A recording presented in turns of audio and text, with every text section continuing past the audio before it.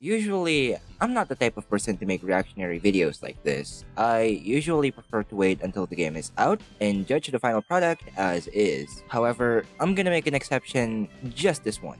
Sonic Generations is my first ever Sonic game, and is a game that I still hold in high regards to this day. So, needless to say, I care very much about how they're gonna bring this game to the modern audience. The last thing I want is for another Sonic game's reputation to be tainted by yet another horrible remaster. I am genuinely sick of that pattern now. So, when the first trailer dropped a few months back, I didn't really have much thoughts on it. Like, yeah, it's just the same old game, but now with Shadow in it. They barely showed anything on that first trailer, so it's hard to judge any of it. But now that the second trailer is out and more gameplay footage is available, the game's website is up, and we have a clear release date and price point for the game, I feel like there's enough to piece together my excitement and concerns for this project. So let's just get into it. Let's start with the main selling point of this new release, and that's the newly added Shadow Generations. And I have to say, I'm genuinely really excited for it. Alongside adding a bunch of levels from Shadow's past, there's also going to be a new iteration of the White Space Hub. What used to be a small 2D plane that's nothing more than a glorified level select has been turned into a full-fledged hub world that's said to be inspired by the open zone from Sonic Frontiers.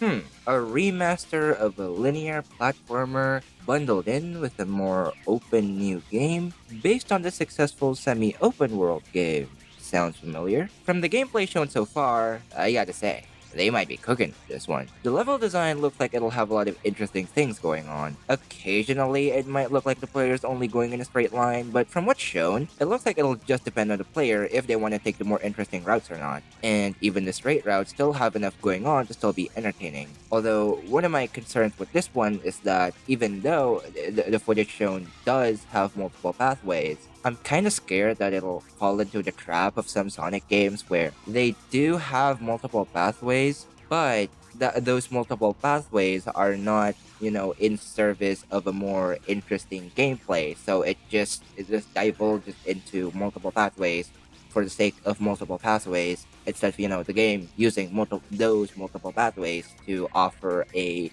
different experience on each of those pathways so that they can add more replayability. Anyways, back to the script. Of course though, level design is something that you kinda have to get a feel for yourself before fully commenting on. So I suppose I'll leave it at that for now. Something that's easier to judge with the footage on hand would be the aesthetics. And I'm not exaggerating, this might be my favorite looking Sonic game yet. Guys, we are finally past the days of stiff animations and off-looking character models splashing with the environment. Everything meshed so well together here, every detail feels so deliberate, and they finally let the animators animate again. Look at how expressive Shadow's animation is here. And then the texture quality is also really good, and especially in the Space Colony arc, they really show off the real-time lighting that's supposed to be the main strength of the Hedgehog engine too, but never really becoming that apparent to me as a player until now.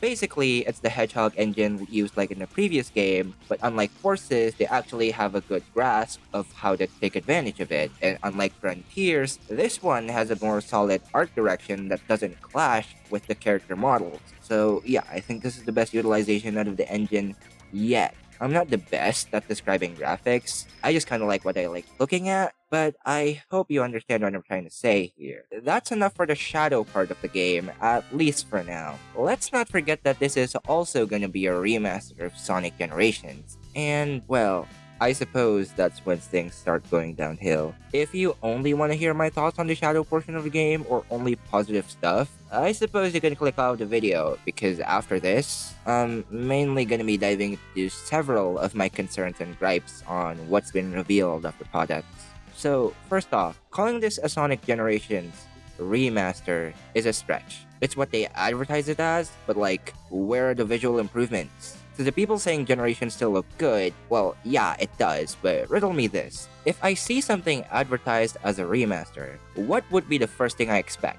yeah, some sort of upgrade to the visuals. And it's not like there aren't any areas where they can improve the visuals of the game. Like, yeah, it all still holds up overall, but there are a lot of low quality 7th gen textures that are just begging for an improvement. At least it's better than Colors Ultimate. Well, yeah, good job on figuring that one out. Of course, it's better than one of the worst remasters in gaming history. Seriously, is our bar really that low? I shouldn't be happy that this doesn't look worse than the original or that it isn't a glitchy mess. That's the bare minimum here. Heck, arguably, the bare minimum of a remaster is to have a noticeable graphical upgrade from the original, so arguably this isn't even the bare minimum. I get that the selling point here is Shadow Generations, that's the main thing to be excited for, but is it too much to ask for the Sonic Generations portion to also be handled with grace? In fact, I'm concerned about how the whole holistic experience of this will be, because these two games look nothing alike, so we'll still end up with two good games. I have no idea how or if they will fit together in a non-awkward fashion. This is their one chance to make an already good-looking game even better. Now, not bound by the limitations of the 7th gen hardware, but I guess they're just not taking it. And then there's the whole situations about the different ways you can purchase this game. Yet again, Sega also offers a digital deluxe edition as well as a physical pre-order bonus. So now, if you want to get everything, you're forced to double dip,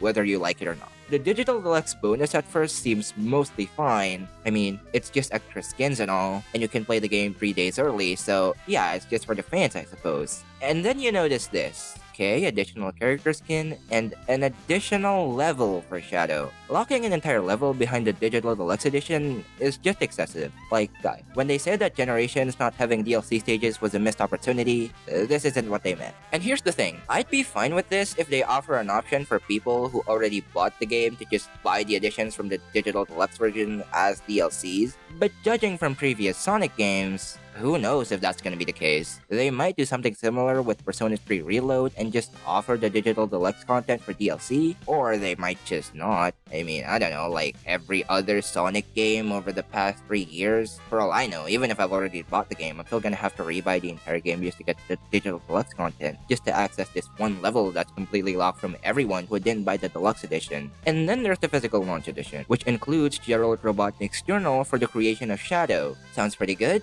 but I'm kinda concerned of this becoming rare and inaccessible, considering how the only way you can get it is through pre-ordering the game. And for such a possibly important piece of the Sonic lore, it's kinda sad how limited this is. At the very least, I would have preferred it if they still kept it as a bonus, but also give an option for others to buy it separately later down the line. So yeah, conclusion, stop forcing us to double dip, please. So far, I think that's all I have to say about this game, from what we know of it at least. As excited as I am for the Shadow Generations part of it, I can't help but be underwhelmed of what's shown of the Sonic part of it. I get that Shadow is supposed to be the selling point of this game, but that doesn't mean that they can just get away with not putting much effort into the Sonic part of it. I'm paying $50 here, I want to get my money's worth, okay? It seems as though, after the negative reception of Sonic Colors Ultimate, they played it safe and just barely touched the original game at all, opting for a more direct port of the original, yet still chooses to market it as a remaster. Yet again, this is another case of Sonic Team learning the wrong lesson, which is incredibly disappointing here, considering that this is likely the only remaster of Sonic Generations we'll ever get. I genuinely have no idea how to end this video. I mean, I wrote this entire thing in just a few hours, and it's mainly only so that I can just ramble about my thoughts on what's being shown so far. I mean, it's pretty obvious that the structure of this whole video is just kind of messy. I mean, I'm not trying to hide it, you know? It's just a very quick rambling session. I mean, everyone seems to be focusing on mainly the Shadow Generations part, and not much else, so I figured I'd upload this just to share my thoughts a bit. Expect a review not long after the game's release. Until then though, I still have other stuff I'm planning to put out. If you're new here, feel free to check my other videos in case any of them interest you, and until next time, thanks for watching.